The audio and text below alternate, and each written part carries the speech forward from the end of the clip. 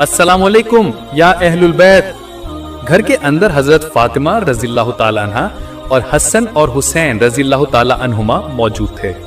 हजरत फातिमा भी भूख की तकलीफ से बहुत कमजोर हो चुकी थीं, क्योंकि पिछले 3 दिन से फातिमा के चूल्हे में भी कोई आग नहीं जली थी। फातिमा ने जब अपने शौहर की आवाज सुनी तो वो कमजोर हालत में धीरे से उठी और अपने शौहर के लिए दरवाजा खोल दिया। हजरत अली रज़ियल्लाहु ताला अन्हु घर के अंदर दाखिल हुए और देखा कि फातिमा बहुत कमजोर है। फातिमा की आंखें थोड़ी अंदर धंसी हुई थीं। फातिमा के चेहरे पर परेशानी और भूख के निशान थे। हजरत अली रज़ियल्लाहु ताला अन्हु ने पूछा, फातिमा क्या हुआ है?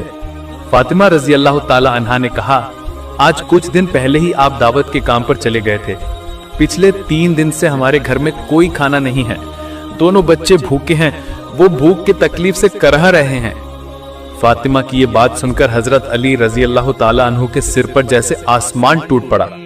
हजरत अली रज़ियल्लाहु ताला अन्हु ने कहा, मैं रास्ते से एक भूखे फकीर को अपने साथ लेकर आया हूं और उसे ये भरोसा दिया है कि मेरे घर आने पर मैं उसे खाना दे पाऊंगा। अब तो घर में किसी भी तरह का खाना नहीं है, मैं उस फकीर को कहां से खाना दूं?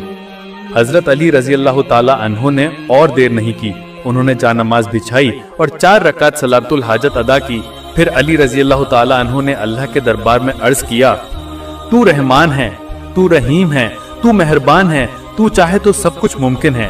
एक फकीर को मैं मेहमान बनाकर घर ले आया हूँ। अब अगर उसे खाना नहीं दे पाया तो उसके सामने मैं शर्मिंदा हो जाऊंगा।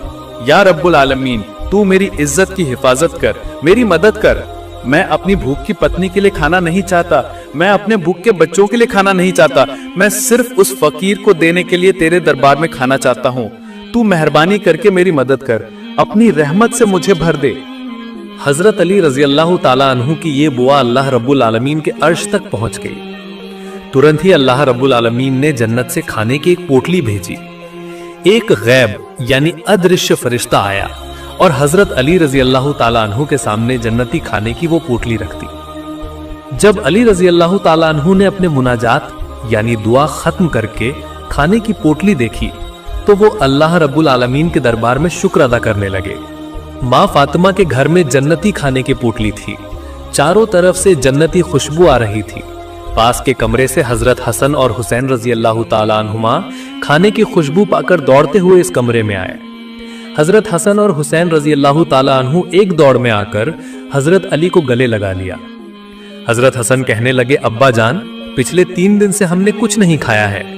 हजरत हुसैन रज़ियल्लाहु ताला अन्हु ने हसन से कहा, भाई, मेरे लिए माँ से ज्यादा मेरे अब्बा जान अच्छे हैं, क्योंकि पिछले 3 दिन से हमने माँ से कितनी